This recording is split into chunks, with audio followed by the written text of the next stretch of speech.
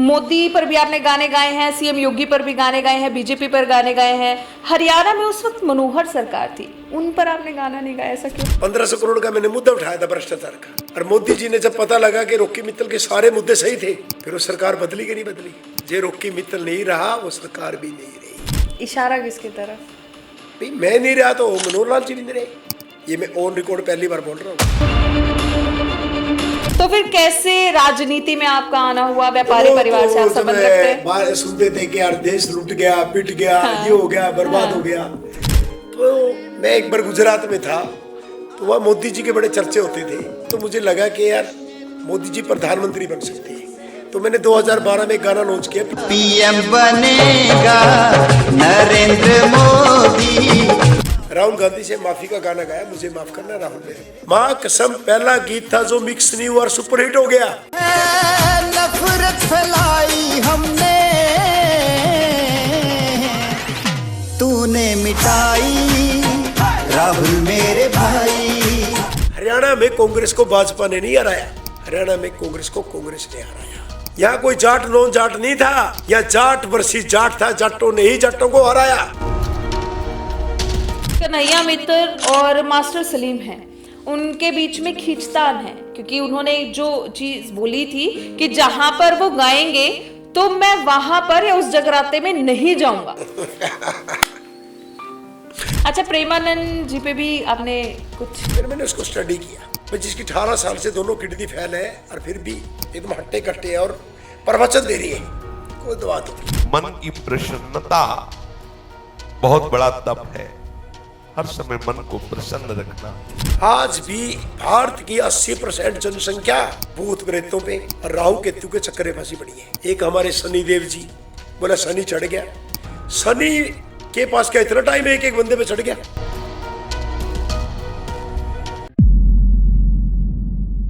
नमस्कार, मैं रिचा धीमान और लेकर हाजिर हूं हमारा स्पेशल प्रोग्राम देसी टॉक। तो जी, आज के इस पॉडकास्ट में हमारे साथ हमारे गेस्ट हैं मशहूर गायक रॉकी मित्तल जी, जो पहले मोदी भक्त हुआ करते थे और अब रॉकी बाबा बन गए हैं। तो मोदी भक्त से रॉकी बाबा तक का सफर आज हम जानेंगे, तो जुड़े रहिए हमारे साथ। सर, बहुत बहुत स्वागत है आपका। स्वागत है सभी दर्शकों को, जय श्री राम। सर, एजुकेशन की हम बात करते हैं आपकी। एक बेहतरीन आप गायक हैं अभी और काफी चर्चित भी हैं आप। तो शुरुआत करेंगे आपकी एजुकेशन के बारे में, परिवार के बारे में, आपके बचपन के बारे में थोड़ा बताइए। एजुकेशन मेरी ज्यादा तो नहीं रही जी। मैंने गांव बाबा लदाना मेरा जन्म हुआ है, पास में 10 किलोमीटर दूर गांव पड़ता है, और मैं 10वीं तक मैंने स्टडी की है। पढ़ा तो +1 तक हूँ मैं, लेकिन ज्यादा आगे नहीं चल पाया। और मेरा रुचि थी कि मैंने बिजनेस का कुछ करना है, आई मीन म्यूजिक का। ठीक है। बचपन से मैं 2री-3री क्लास से ही गांव में चुटकुले गाता था। जब शनिवार को बच्चे इकट्ठा होते थे, हाँ। तो उसके बाद वो कीड़ा मरा नहीं, जैसे प्लास्टिक के कीड़े होते हैं, मरते नहीं है। हाँ। तो फिर मैं कैथल आके करियाने की दुकान की, फिर वो सारा सामान रातों रात मैंने बेच दिया। एक बार घर वाले कोई शादी में गए हुए थे, हाँ। और मैंने म्यूजिक का काम शुरू कर दिया। ठीक है। तो फिर वहां से मेरे गांव के एक नाथीराम धर्मली कलाकार होते थे, उनको प्रमोट किया। फिर एक एक करके मैं मेरे ख्याल 250-300 कलाकारों को प्रमोट किया मैंने। फिर मैं पॉलिटिक्स में चला गया। तो 2-3 साल की उम्र में आपने गुनगुनाना शुरू कर दिया था? 2-3 साल की उम्र में नहीं, 2री-3री क्लास। 2री-3री क्लास में। तो मतलब उस टाइम हो गया था आपको कि हाँ, मेरे को इसी लाइन में जाना है। हाँ, इसी लाइन में। हाँ, तो फिर कैसे राजनीति में आपका आना हुआ? व्यापारी परिवार से आप संबंध रखते हैं? सुनते थे कि यार देश लूट गया, पिट गया, ये हो गया, बर्बाद हो गया। तो मैं एक बार गुजरात में था, तो वहाँ मोदी जी के बड़े चर्चे होते थे, तो मैंने वहाँ काफी स्टडी किया। और जब स्टडी किया तो मुझे लगा कि यार मोदी जी प्रधानमंत्री बन सकते हैं। हाँ। तो मैंने 2012 में एक गाना लॉन्च किया, पीएम बनेगा नरेंद्र मोदी। ठीक। तब लोगों ने मेरा बड़ा मजाक उड़ाया था कि कैसी बात कर रहे हो, पागल हो क्या। उस टाइम तो राजनाथ जी थे, गडकरी जी थे, अडवाणी जी थे, जेटली जी, सुषमा स्वराज, काफी लोग थे। बट जब तक वो पीएम नहीं बने, मेरे ख्याल 30-32 गाने मैंने बनाए। अच्छा। और प्रधानमंत्री बने सबके सामने। ठीक है। और जब तक प्रधानमंत्री नहीं बने, मैंने अपनी फिल्म इंडस्ट्री का सत्यानाश कर दिया। अच्छा। और मैं कहता हूँ मैंने काम किया, अच्छा किया, मुझे आज भी दुख नहीं है। लेकिन पॉलिटिक्स में मैं गहराई तक गया तो इस चीज का मुझे बड़ा लॉस हुआ, क्योंकि मेरी पूरे नॉर्थ जोन में कंपनी बड़ी फेमस थी, सुरताल और मित्तल। तो उसको मैंने हाशिए पर डालकर अपनी जिंदगी के लिए अच्छा नहीं किया। कैसे क्या रहा पॉलिटिक्स में, जैसे देखो, आपने बोला politics कि मैंने बहुत नजदीक से समझा है। जो पॉलिटिक्स है ना, उसके अंदर यदि आप सच बोलते हो, सच का साथ देते हो और ईमानदारी से काम करते हो, तो मुझे लगता है पॉलिटिक्स नहीं करनी चाहिए। पॉलिटिक्स के अंदर आपको झूठ बोलनी आनी चाहिए, और झूठ को कैसे सच साबित करना वो भी आपको आना चाहिए। और एक चमचागिरी जो सबसे बड़ा मेन है, वो आपके अंदर क्वालिटी होनी चाहिए कि आप कितनी हद तक चमचागिरी कर सकते अगर आप राजनीति में आते हो तो। हो। राजनीति में आते हो तो वो मेरे अंदर नहीं थी। ठीक। उन चीजों में मैं पिछड़ गया। हालांकि कैथल में मैंने अपने भाई को चुनाव भी लड़ाया पार्षद का, जनता ने साथ दिया और वन साइड जीते भी। और जब तक कैथल मेरा बहुत प्यार मिला, पूरे देश में अभी बहुत प्यार मिलता है, प्यार की कोई कमी नहीं है। बट मुझे अभी मैं पॉलिटिक्स के जिसके भी काम करता हूँ वो हिट हो जाता है कुदरती एकदम। हाँ। लेकिन मैं आम आदमी के लिए बोलूंगा कि भाई इतनी इजी नहीं है। कई बार लोग भगवान पे भरोसा नहीं करते, राजनेताओं पे भरोसा करना शुरू कर देते हैं। बिल्कुल बिल्कुल बिल्कुल। एकदम गलत है, ऐसा नहीं करना चाहिए। और राजनीति अपनी जगह और अपनी आस्था अलग है। मैं कहता हूँ जितनी आप नेताओं की चमचागिरी करते हो, उनके पीछे भागते हो, काश इतने पीछे भगवान के भागोगे, आप कहीं से कहीं पहुंच जाओगे। अच्छा, तो कौन से ईयर में आपने कौन सी पार्टी ज्वाइन की थी? ज्वाइन मैंने सच बोलूं आज तक पार्टी नहीं करी। अच्छा। कुछ लोगों को लगता है कि बीजेपी ज्वाइन की थी, नहीं की मैंने। कईयों को लगता है कि बाद में कांग्रेस ज्वाइन करी, नहीं करी मैंने। ऐसे तो मैंने अभी सुखबीर बादल का गीत बनाया है, साजिश का शिकार हो रहे अपना सुखबीर होए, पंजाब में जाके हिट हो गया। कई तो कहते हैं हरियाणा का बंदा है, कहते तो बीजेपी का एजेंट है। उनको ये नहीं पता कि बीजेपी ने तो इसको जेल में डाल दिया था। क्यों डाला था? मतलब क्योंकि मनोहर सरकार में तो आपको पब्लिसिटी एडवाइजर भी बनाया गया था ना? नहीं, पब्लिसिटी एडवाइजर बनाया था, उस टाइम किसान मुद्दा था, नहीं खिलाफ गाने बना सकता था। एक मान सम्मान होता है। जब बंदे को बोला जाता है कि आप काम करो, आपने किसी के खिलाफ कुछ नहीं बोलना, कोई कुछ नहीं बनना, कोई फोटो नहीं आनी चाहिए। राजनीति कोई रोकी मित्र पैसे कमाने के लिए तो कर नहीं रहा। वैसे नाम कमाने आया था, फिल्म इंडस्ट्री में नाम कमाया था, नहीं तो मेरा बापू आड़ती था, बिजनेसमैन थे। और बड़ियों के तो बोलते हैं, क्या तुम डुमो वाला काम करके बैठे हो। रिश्तेदार भी सुनते हैं, नाचने गाने वाला कोई काम होता है? तो वो चीज आपको सुनने को मिली? सुन रहे, एक पास में 2-3 किलोमीटर दूर गाँव है, चंदाड़ा गाँव। हाँ। एक बार वहां शूटिंग कर रही, मैं रम्मे रंडा, कई लोग रम्मे रंडा, जबकि जाट समुदाय से है। कोई ब्राह्मण था, कोई जाट था, कोई और दूसरी कास्टों के लोग थे।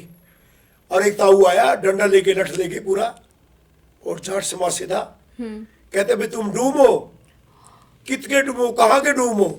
उस टाइम आप शूटिंग कर रहे थे? हम शूटिंग कर रहे थे। हाँ। रामवीर बोले क्या बोल रहा है? मैं ठीक बोल रहा है भाई, काम तो डूमो वाले कर रहे हैं। हाँ। तो भले ही बढ़िया जाट है। हाँ। तो कई बार ऐसा होता है कि हम सुनते रस पड़ते हैं। बिल्कुल। क्योंकि छोटी छोटी बातें यदि कोई बुजुर्ग बोल रहे हैं ना, तो उसमें कभी भड़कना नहीं चाहिए, कभी गुस्सा नहीं आना चाहिए। उसकी एक आस्था पहले ऐसे ही होता था। और जिंदगी के अंदर कैथल से तो मेरे को जितना प्यार मिला, आज भी कोई काम होता है, हर 2-4 महीने के अंदर मैं कई बार तो मनीराम की कचौरी खाने आ जाता हूँ। अच्छा। चलो वो कचौरी खाते बिना हैं, किसी को बताए शहरी भाई। के समोसे खा लेते हैं, जम्मू हाँ। के दही बल्ले खा लेते हैं, अमरनाथ का गाजर पाक का सीजन है वो खा लेते हैं। मेरे कैथल की चीजें कहाँ भूल सकते हैं? बिल्कुल। जब पंचकूला गया हो ना, सच में वो चीजें मिलती ही नहीं है। हाँ। कई बार तो कोई फ्रेंड कहता है कि मैं कैथल से आ रहा हूँ, मैं 2-4 चीजें गिनवा देता हूँ, ले तो वो आना। आना यार, मैं खानी है। हाँ हाँ हाँ। तो बीजेपी के लिए आपने कितने लगभग गाने आप गा चुके हैं अब तक? मैं 12 से लेके 14 तक उनका 24 तक काम किया है। हाँ। लोकसभा में भी उनके साथ था। हाँ। विधानसभा में जब मुझे लगा इनको कोई परवाह नहीं, काम देना बंद कर दिया, तो फिर मैंने बोला क्या करना है। मैंने राहुल गांधी के खिलाफ काफी गाने बनाए थे। फिर मैंने माफी तकरीबन 200 के करीब आपने गाने 200 बनाए गीत थे। गाए। फिर मैंने राहुल गांधी से माफी का गाना गाया, मुझे माफ करना राहुल। मैंने ये हाल ही में विधानसभा चुनाव में आपने गाना गाया था, लॉन्च किया था। उन्होंने आगे 5 गीत और बनाए थे, उसने माफी नहीं किया, तो फिर 5 गीत रिलीज करने का मतलब क्या है? वो उनकी टेंशन है। मैंने आज तक भी बोला था, बोला माफ करेंगे, मैं क्या, उनकी टेंशन है, नहीं कर रहे, मुझे क्या फर्क पड़ता। अच्छा, वो 5 गाने आपने रिलीज नहीं किए? क्यों करूंगा जब माफी नहीं किया? माफी नहीं किया। जो उनकी नजरों में लगता है कि मैं दोषी हूँ तो क्यों करना? मैंने करना ही नहीं है। मैं वही काम करूंगा जो दिल को अच्छा लगेगा, जनता को अच्छा लगेगा। हाँ। सुखबीर बादल का गाना बना रहा हूँ, अच्छा लगा लोगों को तो आगे भी करेंगे। बिल्कुल। सुखबीर बादल पर भी आएंगे क्योंकि वो हाल ही का मुद्दा है, लेकिन आप हरियाणा से हैं तो मोदी पर भी आपने गाने गाए हैं, सीएम योगी पर भी गाने गाए हैं, बीजेपी पर गाने गाए हैं। हरियाणा में उस वक्त मनोहर सरकार थी, उन पर आपने गाना नहीं गाया, ऐसा क्यों? मनोहर सरकार पे गाने गाए थे मैंने, गाए थे, हिट हुए थे। अच्छा, पक्ष में भी, कोई विपक्ष एक दो गाना याद मैंने है? सत्ता उसके पक्ष में भी गाए, विपक्ष में भी गाए। अच्छा। मैंने रणदीप सुरजेवाला का भी गाना गाया, हाँ। दीपेंद्र हुड्डा का भी गाया, भूपेंद्र हुड्डा का भी गाया, चंद्रमोहन का भी गाया। सारे जीत गए, सारे जीत गए। सारे जीत गए। सोनीपत में एक ही सीट जीते, वो मेरा फ्रेंड है तो उसका भी गीत बनाया था, बालू भाई का, वो भी जीत गए। वो भी जीत गया। तो मैं मतलब सरस्वती माँ का पूरा आशीर्वाद आप पे। मैं माँ सरस्वती का पूरा आशीर्वाद है। मैं एक बात साबित करना चाहता हूँ। जब मैंने पंजाब के अंदर सुखबीर बादल का गाना पंजाबी बनाया, जैसे मोदी का गीत बनाया था उस टाइम मजाक उड़ाया था, ऐसे ही पंजाब में मजाक उड़ाया, पंजाबी गीत बनाएगा। सुखबीर बादल कौन सुनेगा तेरा गाना? बनाने से पहले हाँ, जब मैंने गाया और मार्केट में आया तो तहलका मचा दिया। हाँ। भाई इसका मतलब ये है कि हम जहां जाएंगे जो करेंगे वो हिट होगा। मतलब विचारों जगह रोकी रोकी भाई रोकी मैंने हो रहा पार्टी था। कुर्सी से कोई लेना देना नहीं है। हाँ। सारी पार्टियां मेरी हैं। ना काहू से दोस्ती, ना काहू से बैर, वही है अपना। बिल्कुल। ज्वाइनिंग कोई नहीं की, लेकिन नीतियां हाँ। सबकी अच्छी लगी। भाई मोदी जी का अच्छा लगा कर लिया, योगी जी का अच्छा लगा कर लिया, कर लिया। आगे अच्छा लगेगा आगे कर लेंगे। अब किसी के बंधुआ मजदूर नहीं है। गुलामी वाला काम ना पहले किया, ना करेंगे और ना कर रही। बिल्कुल। कोई मतलब नहीं चीज। इसी बीच आपने एक बयान भी दिया था, शायद किसी इंटरव्यू में आपने बोला था कि मैं बीजेपी के लिए शायद एक गधे के समान था। वो क्यों बोला था आपने? गधे के समान नहीं था, Maybe गधा ही शायद- था। हाँ। गधे का समान तो एक अलग होता, गधा ही था। ऐसा क्यों? वो भी ऐसा गधा कि काम बीजेपी के लिए काम करता था, चारा चलने अपने घर जाता था, वो गधा था। वो गधा ही होता जो मुफ्त में काम करता है, बोझा होता है, सारे देश में धक्के खाता है, दुश्मनियां मोल लेता है लोगों की, और उसके बाद उसको कुछ नहीं मिलता, डंडे मार के भगा दिया जाता, गधा ही होता है। इंसान में तो बहुत दिमाग होता है, वो दिमाग तो मैंने लगाया ही नहीं, वो गधों वाला ही काम था। कई लोग कहते थे पार्टी छोड़ गया। हाँ। मैं उनसे बंदा से पूछना चाहता हूँ, वो बीजेपी के अंधभक्त हो, जब रॉकी मित्तल को जेल में डाला जब तो तुम बोले नहीं। क्यों डाला था वो? गाने की वजह से? 1500 करोड़ का मैंने मुद्दा उठाया था भ्रष्टाचार का, अच्छा। और मोदी जी ने जब पता लगा कि रॉकी मित्तल के सारे मुद्दे सही थे, फिर वो सरकार बदली कि नहीं बदली? जे रॉकी मित्तल नहीं रहा वो सरकार भी नहीं रही। अच्छा। जो रॉकी मित्तल नहीं रहा, रॉकी मित्तल में जेल में डालने वाले भी नहीं रहे। इशारा परमात्मा किसकी की लाठी तरफ? में दम बहुत होता है। इशारा किसकी तरफ? भाई मैं नहीं रहा तो मनोहर लाल जी भी नहीं रहे। अच्छा। मनोहर लाल जी के वो लोग भी नहीं रहे जिन्होंने मेरे को जेल में डालने का काम किया था।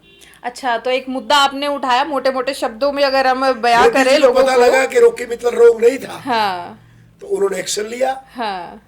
एक्शन का रिएक्शन आपके सामने है। अच्छा, तो नायब सिंह यदि सैनी वो को फिर लोग मुख्यमंत्री मुझे बना- जेल में डाल डालते, हाँ। तो शायद आज भी तीसरी बार सीएम मनोहर लाल जी होते हैं। ये मैं ठीक। ऑन रिकॉर्ड पहली बार बोल रहा हूँ, आप स्टडी करके देखना।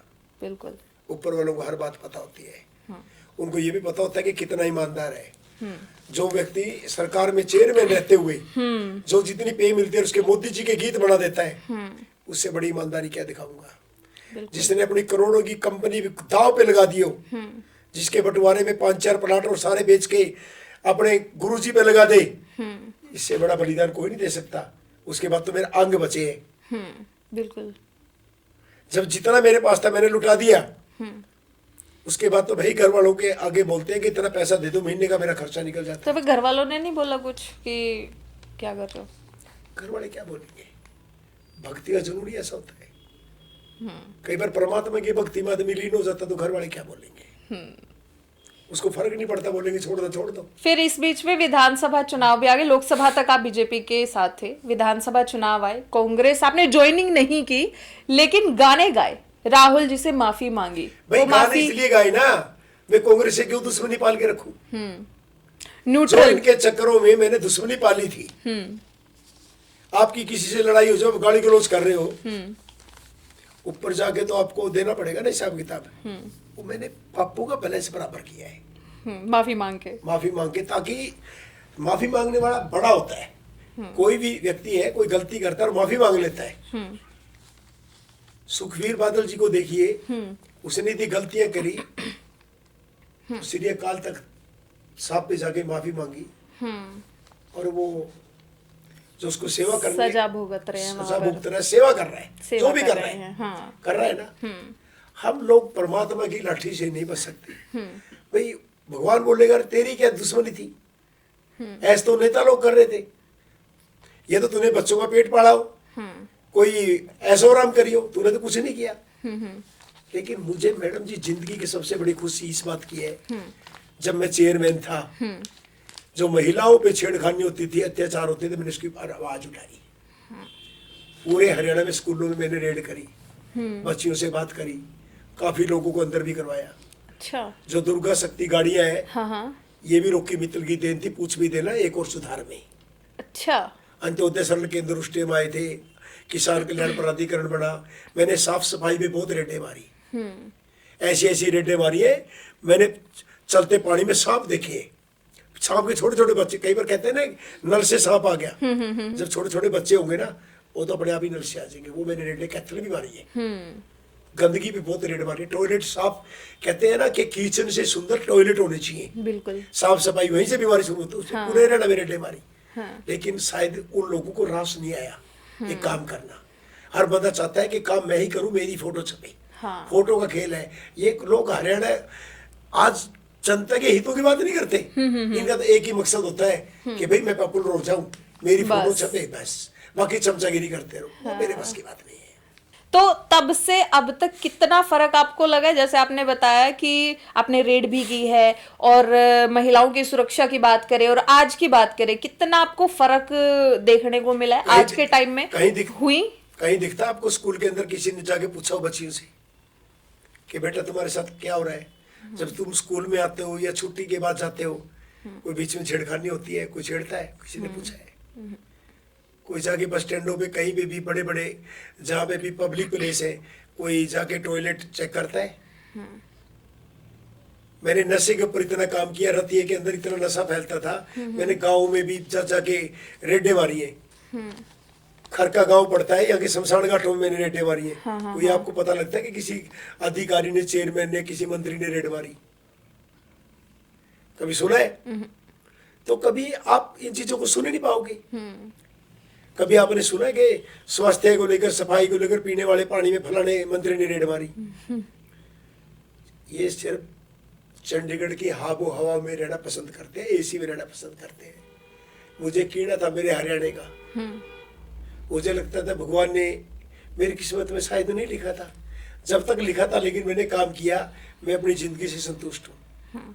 और मैं चमचागिरी नहीं करके आगे, कई पॉलिटिकल लोग चमचागिरी करके आगे जाते हैं, मुझे ऐसी चमचागिरी करनी भी नहीं है। तो अब तो हरियाणा के मुख्यमंत्री नायब सिंह सैनी हैं, तो उनके राज में कितना चेंज आपको लगा है? क्योंकि आपने तो दोनों देखा है, राजनीति को बिल्कुल तह तक आप गए हैं राजनीति की, क्या लगता है आपको कितना चेंज? देखो, जिंदगी के अंदर एक आपको कड़वा सच बताऊं, मैं अब किसी पार्टी में नहीं हूं। जब तक राजनीति जात पात पे चलेगी, विकास वो नहीं हो पाएगा जो होना चाहिए। धर्म, राजनीति, पता क्या होता है हरियाणा के अंदर, कि आपने हरियाणा की बात करी है, हरियाणा में धर्म का चक्कर नहीं है, हरियाणा में जात पात का चक्कर है। क्योंकि धर्म ज्यादातर यहाँ पे हिंदू ही रहते हैं, वो इतना बड़ा इशू नहीं है। जब आप जात पात पे धर्म की राजनीति करना शुरू कर दोगे, लोग उस पर वोट देना शुरू कर देंगे, तो विकास का मुद्दा ही नहीं रहेगा, तो लोग विकास की बात नहीं करेंगे, नेता भी नहीं करेंगे। नेता को विकास कार्य गिनवाने की जरूरत ही नहीं आज। वो क्यों गिनवाएगा जब लोग विकास के ऊपर वोट ही नहीं दे रहे? तो चीजें बहुत पीछे छूट गई है। कैथल के अंदर आपको पता है, मुझे पता है कि कितने बड़े प्रोजेक्ट आए हैं पिछले 10 साल में। एक दौर था रणदीप सिंह सुरजेवाले का, जिसने एक कस्बे को शहर में परिवर्तित किया। बिल्कुल। मैं ये नहीं कहता कि मेरी बहुत घनिष्ठता उसके साथ, मैंने उसका काम भी किया, क्योंकि उसके खिलाफ मैंने बहुत जहर उगलता था। मैंने वो चीजें अपनी बराबर कर ली। अब उसको भी शायद मुझसे कोई गिला नहीं है, और मैं गिले रखूं भी क्यों। उनके लिए भी गाने गाए आपने? एक गाना गाया था मैंने, हाँ। और जो राहुल गांधी का गीत हिट हुआ था उन्हीं की स्टेज का ही हुआ था, अच्छा, और पूरे वर्ल्ड में हुआ था। कोई 2 बोल सुनाइए। आप तो बताइए होता है कि मैं आपको परमिशन दूंगा लिखकर, हाँ। आप मेरे सारे गाने इस्तेमाल कर सकती हो, जी, और म्यूजिक में चला चला के दिखाना लोगों को। कौन कौन से गाने जब गाए वो हैं? गाना था ना, आप यकीन करो किसी को पता भी नहीं है। हाँ। जब सुरजेवाला साहब का गीत मैंने गा दिया, तो मैंने उनको वैसे बोला था कि रणदीप भाई, मैंने राहुल गांधी जी के ऊपर भी गीत बनाया है, लेकिन वो मिक्स होने के लिए गया बॉम्बे, तो उसको पता नहीं क्या हुआ, अनमिक्स ट्रैक था, खाली वोकल थी। जैसे उसका काम गीत खत्म हुआ और उसने माइक पे बोल दिया, हाँ। कि रॉकी मित्तल से मैं गुजारिश करूंगा कि 2 लाइनें राहुल गांधी वाले गीत की सुनाओ। सुनाओ। हाँ। माँ को सब मेरे हाथ पांव भूल गए, मैं कहा गीत तो रेडी नहीं है। तो फिर मैंने इशारा किया मेरे बंदे की तरफ, मैं कहा जो अनमिक्स है वही चला दो, कौन सा यहाँ पे गाना हिट होना है। हाँ। 2 लाइनें तो बोली उसने, बिल्कुल। 2 लाइनें बंद करके बोल देंगे, कौन सा किसी ने सुनना है, ये तो सुरजेवाला के गीत के लिए आए हैं, वो सुन लेंगे। सुन लेंगे। जब मैंने गाया, मुझे माफ करना राहुल मेरे भाई, नफरत फैलाई हमने तूने मिटाई, मुझे माफ करना राहुल मेरे भाई। आप यकीन करो, जब 1.5-2 मिनट चला ना, लोग यूं झूम रहे हैं, यूं गीत चल रहा है। तो रणदीप ने इशारा किया, नहीं नहीं पूरा आने दो। मैंने पूरा कर दिया, अनमिक्स तो था ही। हाँ। माँ कसम, पहला गीत था जो मिक्स नहीं हुआ और सुपर हिट हो गया। मिक्स होने से तो पहले 15 दिन के बाद आया। हाँ। जब आज तक पे बड़े बड़े चैनलों पे गया तो मिक्स आया। हाँ। उससे पहले अनमिक्स ही हिट हो गया, गाना पहला ही चांस हिट हो था। गया। बिल्कुल। कि जब कोई चीज बिकने पे आती है ना, हाँ। तो अनमिक्स हिट होती है। वो रणदीप सिंह सुरजेवाले की स्टेज से हुआ था। तो उस वक्त रॉकी मित्तल का भी तो और दौर ये है पता ना? है क्या चक्कर है, कई बार आपको हरियाणा की बात आपने चालू कर दी ना, हाँ। एक हरियाणा के मजेदार बताऊंगा। हाँ। एक प्रवक्ता लोकेश शर्मा शायद, इनका एकदम लेख पे मिल गया मेरे को 10-15 दिन पहले, ठीक है, हाल ही में। हाल ही में। हाँ। कहता अब रॉकी मित्तल होना, मैं क्या यस। हाँ। मेरे एक छोटी सी बात पूछो, शॉर्टकट में बतानी आपने। तो हरियाणा में कांग्रेस क्यों हारी?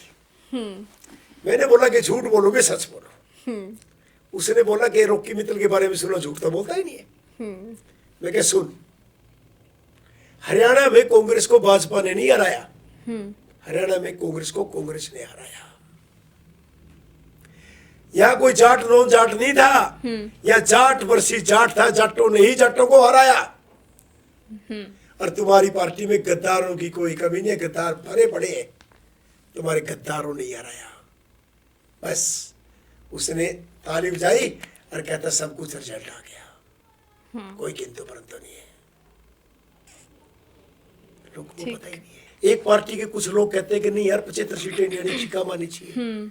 आप किसी को बोलोगे अरे नमक ज्यादा मत डालना, फिर दूसरा नमक ज्यादा मत डालना, वो कम कम करके डलेगा ही नहीं, डलेगा ही नहीं। ऐसे मीठा। ये चीजें एक कड़वा सच है। घर की जो फूट होती है ना, बिल्कुल। 1 क्विंटल वजन इधर रख दो, 1 क्विंटल इधर रख दो, 100 ग्राम वेट चाहे इधर रख दो चाहे इधर रख दो, जहां रखोगे वो पलड़ा भारी हो जाएगा। सिर्फ 100 ग्राम दूसरे 1 क्विंटल को हल्का कर देगा। यही कुछ हुआ कांग्रेस के साथ। बस एक कोई दोस्त है, मैं उसका नाम नहीं लूंगा, मैं बोला 4-5 हजार वोटों से पीछे है तुम। कहता नहीं मैं तो 25,000 वोटों से जीत रहा हूँ। ठीक है भाई, अच्छा। वो 44 वोटों से हार गया। बाद में बोलता तुम तो ठीक बोल रहे थे। हाँ। मैं क्या, पछताने का फायदा क्या है। हाँ। कुछ लोगों को आज तक यही नहीं पता भाई तुम लोगों को क्या करना चाहिए।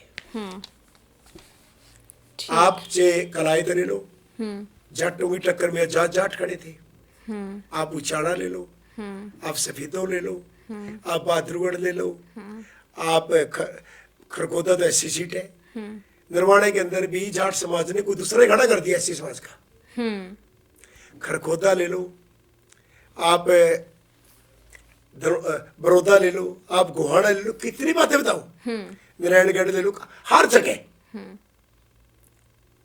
इन लोगों ने अपने लोगों को, चाहे दादरी है चाहे बाडड़ा में, कितने बताऊं। दूसरों को दोष देने की जरूरत नहीं है कि जाट नॉन जाट था, नहीं, जाट वर्सेस जाट था। बस जो इन्होंने अपनों को मारा। वो कहावत इनके साइड बैठती है, हमें तो अपनों ने मारा गैरों में कहा। भाजपा में काम दम था, वो इनके पास साथ हुआ। दूसरों को तो वैसे दोष दे रहे हैं। मतलब तो अब रोना रोते रहे जी, एटीएम में गड़बड़ है, फलाने में गड़बड़, टिकड़े में गड़बड़ है। एटीएम से ज्यादा अपने घर में गड़बड़ है, घर को संभालो। हाँ, ईवीएम को उठाते हैं ना कि ईवीएम के चार्ज मैं कहता हूं अपने घर को संभालो। बस लंका चढ़वा दी किसने? विभीषण ने। विभीषण भले ही राम भक्त की भक्ति करी हो, लेकिन रावण ने एक बात बोली थी, कहता विभीषण कितनी राम भक्ति बोले, कितनी कर ले, लास्ट में तुम्हें गद्दारी बोलेंगे। घर का बेदी लंका डाई बोलते हैं ना। हाँ। कोई राम भक्त नहीं बोलता। राम भक्त तो श्री हनुमान जी है, बिल्कुल। वो कभी बने ही नहीं, क्योंकि भाई ने भाई को मरवाया था। भाई पापी हो चाहे कैसा भी हो, भाई भाई होता है। तो मतलब आपका ये इनके नेता सवेरे उठ के तो खराब इंटरव्यू देते थे, किनके? दो कांग्रेस वाले। अच्छा। तो जीतेंगे कहां से? अच्छा। अपने गिरेबान में झांको, अपने सिस्टम में झांको। अब तो कलेजे ठंड पड़ गई ना तुम्हारे, बैठे हुए नाम से बन गए सीएम।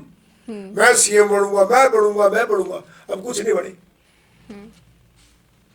नेताओं को कुछ नहीं पकड़ता, मरना कार्यकर्ता होता जो मर जाते हैं, बेचारे मेहनत करते हैं। बिल्कुल। इसलिए हम हर पार्टी से दूर हैं।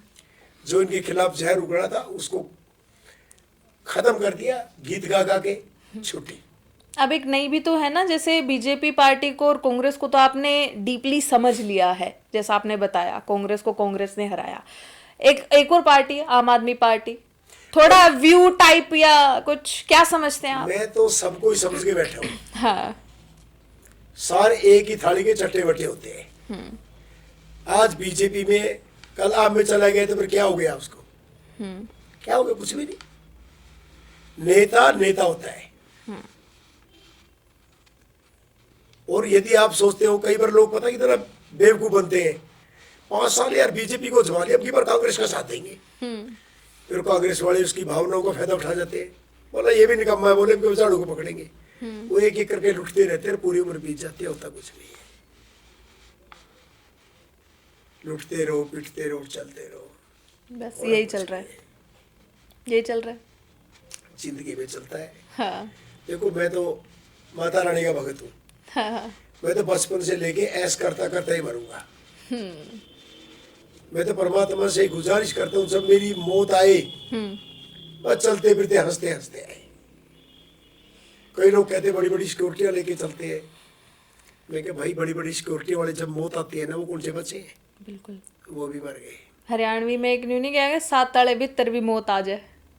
वही बात है। अच्छा, ये राजनीति की बात है। अभी हाल ही में जैसे आप बोल रहे थे, आपने गाना गाया सुखबीर बादल पर भी, तो बात पंजाब की करते हैं।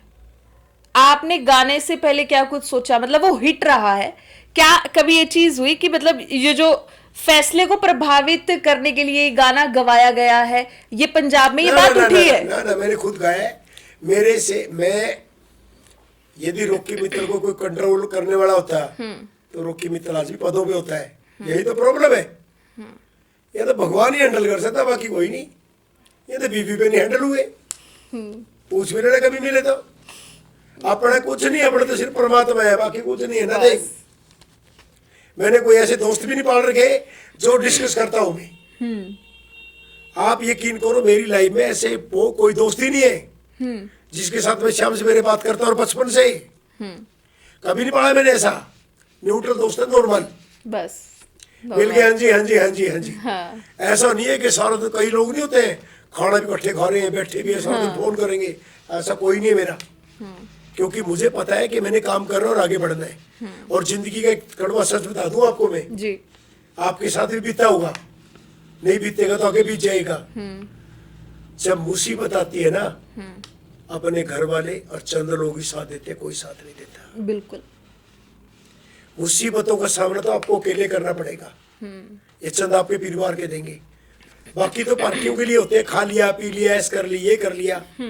जब ये तो काम लंगर लगा के भी किया जा सकता है। अब मेरे समझ में आ गया जेल में जाने के बाद, हाँ।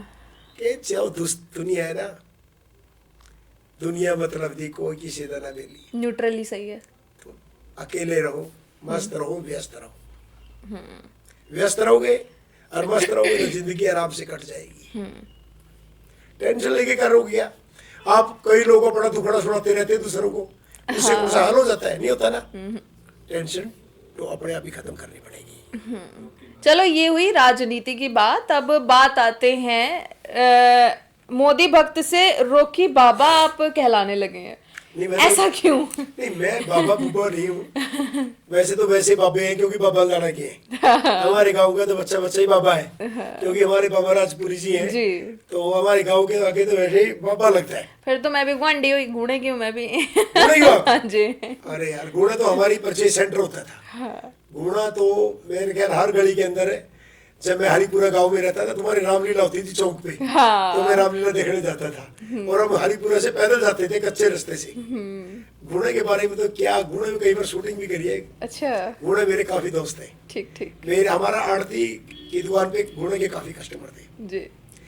जिंदगी के अंदर एक बात बताता हूँ, ये पाखंडवाद जब तक हिंदुस्तान से नहीं जाएगा ना, जब तक बात नहीं बनेगी। आज भी हम सोचते हैं कि जमाना भूत प्रेत का है, जबकि जमाना विज्ञान का है, साइंस का है, विज्ञान का है जी। आज भी भारत की 80% जनसंख्या भूत प्रेतों पे और राहु केतु के चक्कर में फंसी पड़ी है। एक हमारे शनिदेव जी, वो फरी में बदनाम करके बोला शनि चढ़ गया। 7.5 शनि के पास क्या इतना टाइम है, एक बंदे पे चढ़ गया। अंग्रेज कभी राहु केतु को नहीं मानते। कितने देश अंग्रेजों के, अरब कंट्री जो शेख है, जो सारी दुनिया के सबसे ज्यादा मजे मारते हैं, चाइना वाले, जापान वाले, थाईलैंड वाले, कोई नहीं मानता। क्या भाई सनातन धर्म या हिंदू धर्म के लोगों पे ही राहु केतु चढ़ते हैं? इसमें एक बात और मैं ऐड कर रही हूं, दुकानें राहु केतु के नाम पे खुली हुई है। और शनि जी को तो ये भी नहीं पता होगा भाई तेरे नीचे दुकानें खुल रही हैं, भी हो सकता तो कमीशन ही मांग ले। व्यापार चल रहा है, इतना बड़ा बिजनेस। अभी मैंने राहु केतु के ऊपर गाना बनाया है। अच्छा। हनुमान जी का, लोग हैरान रह जाएंगे और बहुत जल्दी रिलीज होगा। मैं एक नहीं 50 गीत बनाऊंगा और दुनिया भर की डिबेट करूंगा इस बात की कि भाई इन पखंडों से बाहर आओ। अरे तुम ये तो सोचो ना, जब अंग्रेजों के नहीं है, अंग्रेजी नहीं मानते, बौद्ध नहीं मानते, बिल्कुल मुसलमान नहीं मानते, सिख नहीं मानते, क्या भाई तुम्हारे को एक एक पछाड़ कर रखी है भाई राहु केतु को, भाई इन दो पकड़ लो। हद होगी यार। राहु केतु को भी नहीं पता होगा कि मैं इतनों पे हूँ। आधा मामला तो राहु केतु पे अटका है, कोई भी चीज है। हाँ। कहीं सबसे पहले राहु केतु को लेंगे, ये नहीं बोलेंगे भाई तू काम नहीं करता, अच्छे कर्म कर, हाँ। बिजनेस कर, बिल्कुल मेहनत करेगा तो फल भी मिलेगा। अच्छा एक ही बात बताओ, राहु केतु बड़े हैं कि बजरंगबली बड़े हैं? बजरंगबली। शनिदेव बड़ा है कि काली माता बड़ी है? काली माता। अरे इनके ऊपर कौन है? बोले बड़े हैं कि सारे बड़े हैं? ये बोले बाबा। एक तो कहते हैं कि मैं तो हनुमान जी का भक्त हूँ, काली माता का भक्त हूँ, बम बोले का भक्त हूँ, फिर बावड़े तुम छोटी छोटी चीजों से डर लग रहे हो।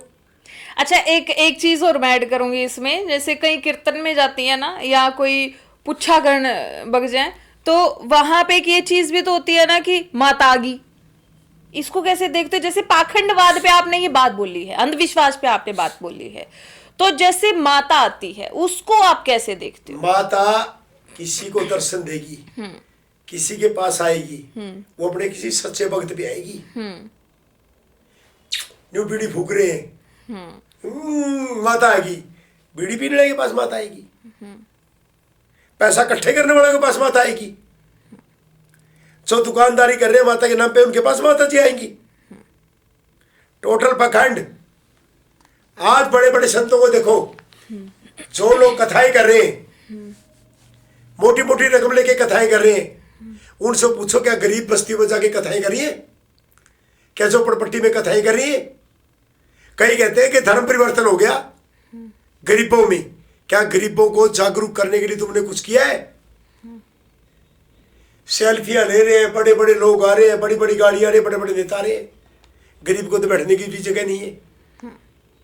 बिल्कुल। बड़े बड़े ऑडिटोरियम के अंदर कथाएं हो रही है। फिर धर्म का क्या कर रहे हैं? गरीबों को कौन संभालेगा? उनको कौन जागरूक करेगा? फिर क्यों बोलते हैं कि अपने धर्म से विमुख हो रहे हैं लोग? भाई उस जगाने का काम भी करिए। पुराने ग्रंथों के अंदर कहीं लिखा है? एक भी ग्रंथ उठा के दिखा दो। भगवत गीता, रामायण, चारों वेद, माँ दुर्गा चालीसा, माँ काली चालीसा, जो मैंने पढ़ी है, जहां के मैंने स्टडी करी है, एक में भी राहु केतु नहीं है जहां उनके नाम का ड्रग दिखाया हुआ हो। फिर ये दुकानदारी क्यों खोल के रखी है? आपने ये चीज कब सोची? पाखंडवाद है, अंधविश्वास है, मतलब इस पर ये आपके साथ क्या बीता? मैंने पॉलिटिक्स के धक्के खा खा के सोची है। हाँ। भाई जितना मैंने 14 साल तक पॉलिटिक्स वालों के गीत गाए, इनका गुणगान किया, भाई रॉकी मित्तल इतना गुणगान बजरंग बली का कर लेता, माँ कालिया कर लेता, भोले बाबा कर लेता, वो प्रकट हो जाते हैं। ये ना प्रकट हुए। जितने सच्चे मन से आपने मैं इनका नाम लिया ना, हाँ। और इतना में तक भगवान के चरणों में खा लेता ना, हाँ। पत्थर भी बोल पड़ता है, ठीक। शिवलिंग भी बोलता, बोल बेटा के चीज रे, मैं प्रकट हो गया, मैं बोलो। प्रभु तेरी सारी मनोकामना पूरी करूंगा। हाँ। भाई बट ये तो पत्थरों की बाप है। हाँ। ये तो लोग के बने हुए, पत्थर के भी नहीं पड़ रहे। ये कोई नहीं बोल रहे। बोलेंगे तो अपनों के लिए बोलेंगे, अपने परिवार के लिए बोलेंगे, परिवार के लिए किसी के लिए नहीं बोलते। बिल्कुल। अच्छा, प्रेमानंद जी पे भी आपने कुछ गीत प्रेमानंद गाया जी की है? जो बातें है ना, हाँ। मेरे को एकदम कुदरती, मैं संत वंतों को कभी छोड़ता हूँ, क्योंकि आप अपने आप को भी सोचेंगे आप अभी संत हैं। जो बीड़ी सिगरेट दारू मीट भी खांदा ही ना हो, और बब्बल दाड़ा के काम को पैदा हो, तो बब्बल दाड़ा में तो मैं सोचता हूँ चलो हम तो है ही बाबे। बिल्कुल। हाँ। तो कुदरत जी की 2-4 बातें सुनी, मेरे बड़ी अच्छी लगी। फिर मैंने उसको स्टडी किया। मैं जिसकी 18 साल से दोनों किडनी फेल है, और फिर भी एकदम हट्टे कट्टे है, और बिल्कुल। प्रवचन दे रही है। हाँ। कोई दवा तो की। हाँ। फिर एक दिन मैंने सुना, एक उसको भक्त बोल रहा कि गुरु जी आप गुजरात आए, सब पैसा मैं खर्च करूंगा, सारा बंदोबस्त मैं करूंगा, और बहुत बड़ा आपका फंक्शन कराऊंगा, आपके प्रवचन। वो बोलने के मैं 84 कोस में ही मरूंगा, यही रहूंगा, 84 कोस छोड़ के कहीं नहीं जाऊंगा, जो वृंदावन का है। जी जी। मेरे को बहुत अच्छा लगा। जिसने सुनना होगा, यही बैठा हूँ, सोशल मीडिया का जमाना, यही सुन लेगा। उसके बावजूद देखा तो रात को भी 2-2 3-3 बजे तक उसके दर्शनों के लिए लोग लाइन लग रहे हैं। बिल्कुल बिल्कुल। सुबह 4 साढ़े 4 बजे से शुरू हो उसके जाता बाद है। लगा कि यार ये बाबा गुमराह नहीं कर रहा किसी को भी, पखंड के खिलाफ है। वो कहता कोई चमत्कार ही नहीं है। वो बात मैंने बड़ी अच्छी लगी। ऐसे तो जो जादूगर है, जादू दिखाते हो तो जादू दिखा दिखा के फिर तो बड़े बाबे बन जाएंगे। बिल्कुल। पखंडवाद में नहीं पड़ना चाहिए। सनातन धर्म को यदि कमजोर कर रहे हैं तो ये पखंडवादी कर रहे हैं। पखंडों से छुटकारा मिलना चाहिए। और जो जागरण के अंदर कोई माता बन के आ जाता है, कोई कृष्ण बन के आ जाता है, कोई भी राधा बन के आ जाता है, कोई हनुमान जी बन के आ जाते हैं, इन पे बैन होना चाहिए। जो झांकियां निकालते हैं, जो झांकियां छोटे बच्चों की तो फिर भी ठीक है। हाँ। जो बड़े बड़े लोग हनुमान जी के वस्त्र वो भेष धारण करके भीख मांगते हैं, क्या हमारे हनुमान जी भीख मांगेंगे? बिल्कुल नहीं। जो भोले बाबा की वेशभूषा में भीख मांग रहे हैं, माँ काली की वेशभूषा में भीख मांग रहे हैं, ऐसे लोगों को जेल में डाल देना चाहिए। सनातन धर्म का ये असूल नहीं है। अब सिखों के जो गुरु हैं, सबसे पहले गुरु नानक देव जी, उसकी किसी बच्चे ने वेशभूषा बनाई तो उसके साथ क्या किया? हाँ। उसने माफी मांगी। हमारे धर्म में तो कोई भी सर उठाकर भीख मांगने लग जाता है। सड़कों पे नाचते क्या हमारी बजरंग बली जी, हमारे भोले बाबा, हमारी माँ काली का ये था? उनको सोचना चाहिए लोगों को। बिल्कुल। ये पखंडवाद खत्म होना चाहिए। ये पखंड ही है। ऐसे लोगों को जेल में डाल देना चाहिए। ठीक। ये कुछ चीजें हैं जो अच्छी नहीं है दुनिया के लिए, और मैं इन चीजों पे विश्वास नहीं करता। मैं कहता हूँ ऐसी चीजें बैन होनी चाहिए। ठीक, जो छोटे छोटे बच्चे, इतने इतने बच्चे आपने देखा होगा जब गाड़ी रुकती है भीख मांगने आ जाते हैं बिल्कुल, लाइटों पे। वो उनके बच्चों को उठाकर बाल गृह में जाके स्टडी करानी चाहिए। और यदि उनके माँ बाप आए कि आज के बाद ऐसा नहीं होगा, या उस गारंटी पे छोड़ने चाहिए। लेकिन एक तरफ तो कहते हैं कि बच्चा बच्चा पढ़े, बिल्कुल, बेटी बचाओ बेटी पढ़ाओ, लेकिन सरकार की जिम्मेवारी बनती है कि ऐसे बच्चों को शिक्षा दे बिल्कुल। और इन चीजों से छुटकारा दे। ये भी तो एक गुलामी है। तो रोना आता है मेरे को, कई बार लगता है कि कभी मैं पावर में आया सबसे पहले ये भीख वाला सिस्टम बंद कराऊंगा। कितना पोल्यूशन होता होगा उस टाइम बच्चों के अंदर जाता है। बिल्कुल, जो औरत मजबूरी के अंदर वहां भीख मांग रही है, कितना पोल्यूशन अंदर जाता होगा। कैसे बच्चों की परवरिश होगी। ये दुनिया में चीजें बदलने के लिए सरकार ने कुछ करना चाहिए। जी जी जी। भजन की बात करते हैं, कितने भजन आपने अब तक गा दिए? मैंने तो 10,000 गाने बनाए, जिसमें से 5,000 तो 6,000 तो भजन ही थे। 6,000 भजन है। यस, और जो आगे बना रहा हूँ वो जनता को बदलने के लिए बना रहा हूँ और बदलाव लाने के लिए बना रहा हूँ। जी, दुनिया हैरान रह जाए। अच्छा, आप भी एक कलाकार हैं और आमतौर यही पाखंडवाद और अंधविश्वास की हम बात कर रहे हैं यहाँ पर, तो कलाकार हैं कन्हैया मित्तल। एज ए कलाकार आपका मैं वक्तव्य में यहाँ पर लेना चाहूंगी कि जैसे कन्हैया मित्तल और मास्टर सलीम हैं, उनके बीच में खींचतान है, क्योंकि उन्होंने जो चीज बोली थी कि जहां पर वो गाएंगे तो मैं वहां पर या उस जगराते में नहीं जाऊंगा। एज ए कलाकार आप इसको कैसे देखते हैं? एक तो हमारे धर्म के लोग ये कहते हैं, बड़े बड़े साधु संत, कोई दो मुस्लिम हिंदू धर्म में वापिस आ जाए, बोलेंगे घर वापसी है। अरे कहते कोई मुस्लिम माता का जागरण कर रहा है, भोले बाबा का गुणगान कर रहा है, टिक्का लगा रहा है, और वो हमारे देवी देवताओं का गुणगान कर रहा है और उसको कहते गलत है। तो एक चीज के दो इशू नहीं हो सकते, बल्कि इनको तो खुश होना चाहिए कि सारे मुस्लिम समुदाय, सारे ईसाई समुदाय सनातन का गुणगान करें। उनको तो शाबाशी देनी चाहिए। लेकिन अपनी दुकानदारियों को जिंदा रखने के लिए कि भी तुम्हारी दुकान को ना ताला लग जाए। मामला दुकानदारी का है, जैसे राहु केतु की दुकानें खुली हुई है। राहु केतु कोई ऊपर वाले नहीं है।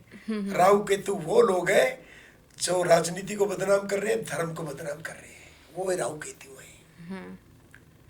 आपकी जिंदगी किसी ने नरक बना दी, वो भी राहु केतु है। कोई देश को लूट के खा रहा है, वो भी शनि है और वो भी राहु केतु है। जागो हिंदुओं। कोई दूसरी धर्म के लोग हमारा गुणगान कर रहे हैं, फिर उनके घरों में अखंड ज्योत भी जल रही है। सरदूल सिकंदर के भी ऐसे था।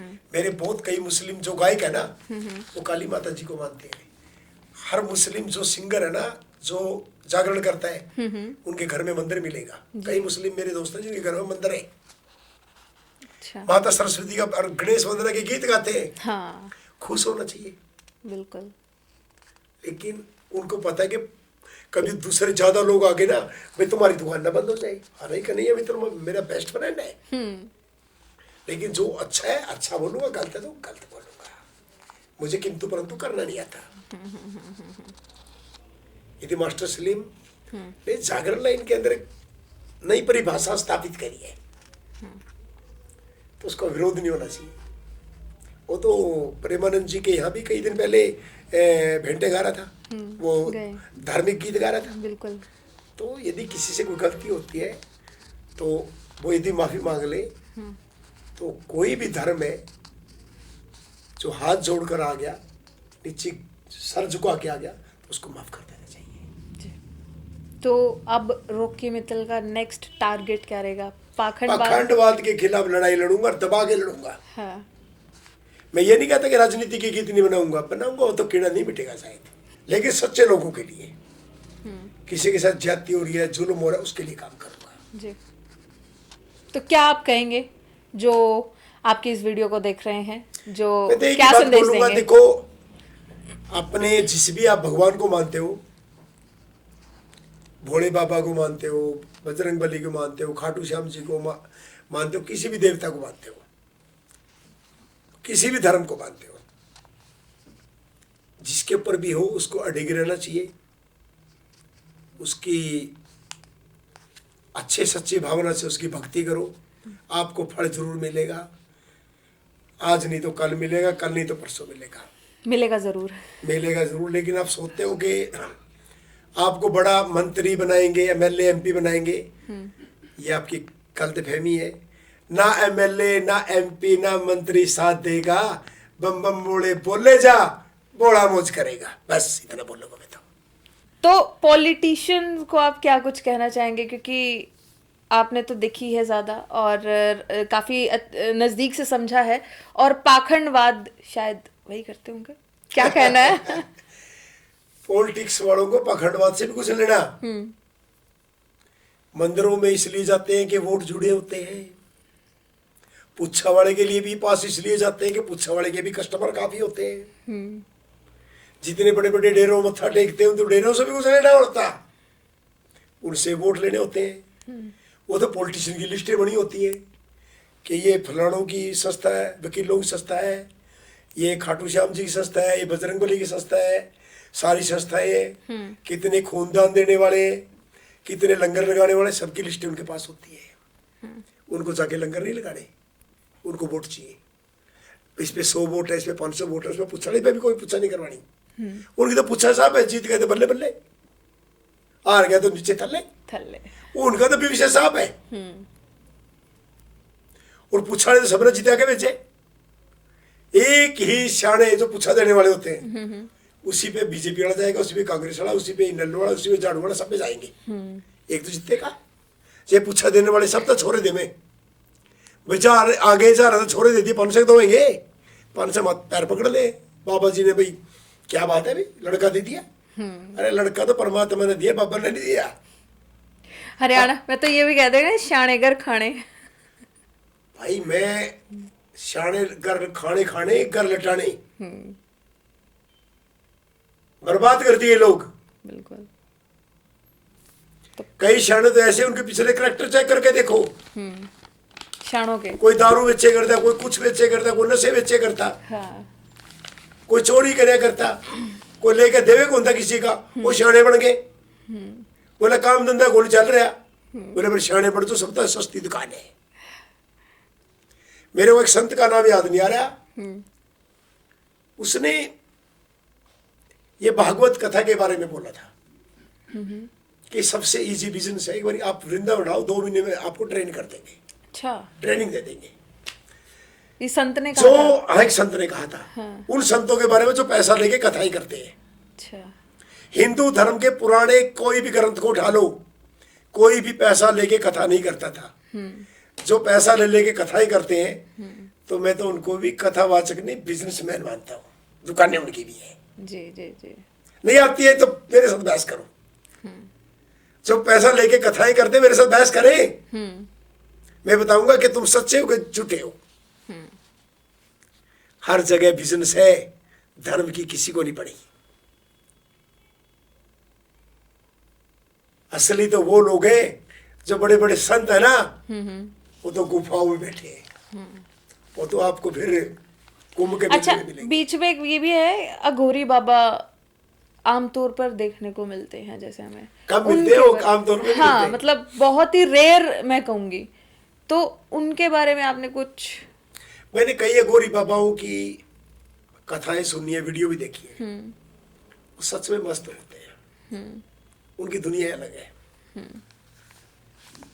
उनके बारे में और जैन धर्म के संतों के बारे में, जैन धर्म के जितने संत हैं, दूर से आता होगा, मैं गाड़ी की ब्रेक लगाऊंगा, हॉर्न बजाऊंगा उनके लिए, प्रणाम करने के लिए, और नतमस्तक होकर फिर आगे जाऊंगा। तो गुफा में तो मोदी जी भी गए थे।